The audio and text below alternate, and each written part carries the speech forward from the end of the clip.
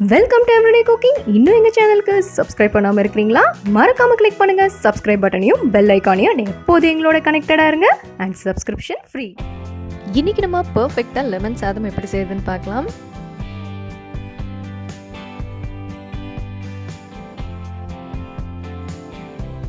இதுக்கு கொஞ்சமாக எண்ணெய் பாத்திரத்தில் ஊற்றிக்கோங்க.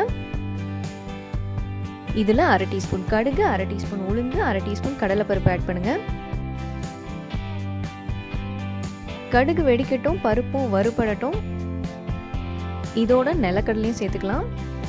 நிலக்கடலை எவ்வளோ சேர்க்கணுங்கிறது அவங்கவுங்க விருப்பம். நான் இங்கே ஒரு 2 கப் சாதம் யூஸ் பண்ண போகிறேன். அதுக்கு நான் கொஞ்சமாக நிலக்கடலை சேர்த்துருக்கேன். நீங்கள் ஒரு கையளவுக்கு கூட அதுக்கு சேர்க்கலாம். கடலை நல்லா வறுபட்டதும் கொஞ்சமாக கருவேப்பிலை சேர்த்துக்கோங்க.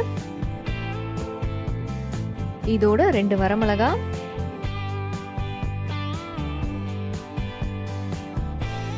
ஒரு சின்ன துண்டு நறுக்குன இஞ்சி, ஒரு பச்சை மிளகா, ஒரு 1/4 டீஸ்பூன் அளவுக்கு பெருங்காயத்தூள்.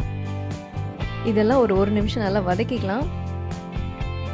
இப்போ பார்த்தீங்கன்னா கிட்டத்தட்ட இது எல்லாமே நல்லா வறுபட்டுருச்சு. இந்த ஸ்டேஜில் ஒரு 1/2 டீஸ்பூன் மஞ்சள் தூள் ஆட் பண்ணுங்கள். தேவையான அளவு உப்பு. சாதத்தில் ஆல்ரெடி உப்பு இருக்கும், ஸோ பார்த்து அளவாக போட்டுக்கோங்க.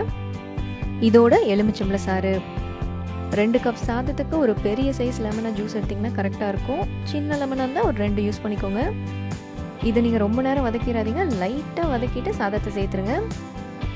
இது 2 கப் நார்மல் சாப்பாட்டு அரிசியில் செஞ்ச சாதம். இந்த மாதிரி கிளர்ன சாதம் செய்யும்போது சாப்பாடு கண்டிப்பாக ஆறி இருக்கணும். அப்போ தான் உங்களுக்கு உதிரி உதிரியாக வரும், இல்லைனா குழஞ்சிரும்.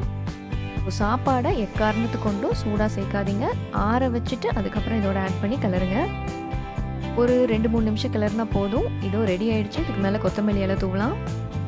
சைடில் ஒரு துண்டு ஊறுகாய் இல்லைனா ஒரு அவிச்ச முட்டை இருந்தால் போதும். இது அவ்வளோ டேஸ்ட்டாக இருக்கும் சாப்பிட்றதுக்கு.